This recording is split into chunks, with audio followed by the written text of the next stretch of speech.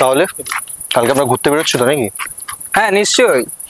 তাহলে কটার দিকে বেরোনো যায় বলতো সোম? ওই সন্ধ্যার দিকে বেরাবো, ওই 6:30 7টার দিকে। কি বলিস অর্জুন? ঠিকই আছে, কালকে তো এমনি তো কালী পুজো, সারা রাত ঘুরবো আমরা কালকে। কিন্তু ভাই তোরা কিন্তু একটু দেখে শুনে বেরোস, ওরকম ভেবে কিন্তু বেরোবি, নাহলে কেউ আবার আগে ঘর চলে যাবো ওরকম কিন্তু না, আমরা সারা রাত ঘুরবো কিন্তু। হ্যাঁ রে, সেভাবেই বেরোবো। আরে ওখানে এতগুলো প্রদীপ জ্বাললো কে? হ্যাঁ তো তা আবার ফাঁকা রাস্তা। আজকে তো ভোট চতুর্দশী, হয়তো কেউ জ্বালিয়ে গেছে এখানে। এমনি তো আজকে 14টা প্রদীপ তো জ্বালাতেই হয়। কোন জগতে বসবাস করিস, এখন এইসব কেউ মানে? যত কুসংস্কার।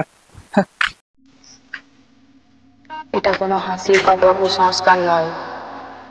এই দিনে 14টি প্রদীপ জ্বালাতে হয়। সমস্ত অশরীরী শক্তিরা আজকে ঘুরে বেড়াবে। 14টি প্রদীপ জ্বালিয়ে 14টি ভূতকে রাস্তা দেখানো। আরে খেয়ে আপনি, আমরা কোনো ছোট বাচ্চা নয় যে আপনার রূপকথার গল্পে বিশ্বাস করবো।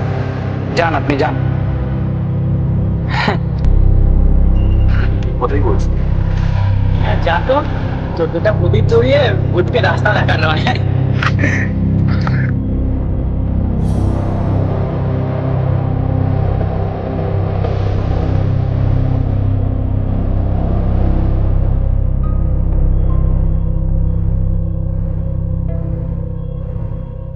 এক দুই তিন চার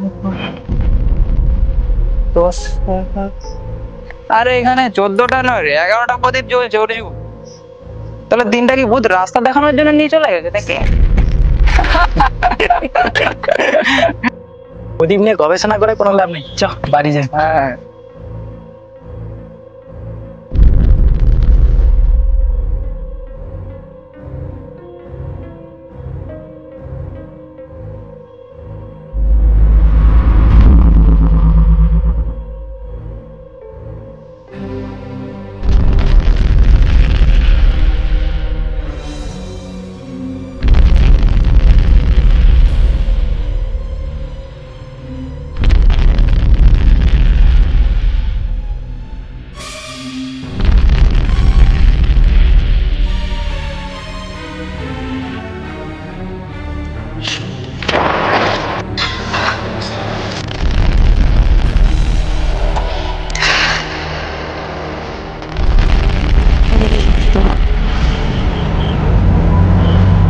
অর্জুন কোথায় গেল রে?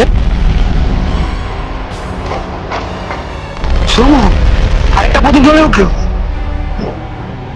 হ্যাঁ রে,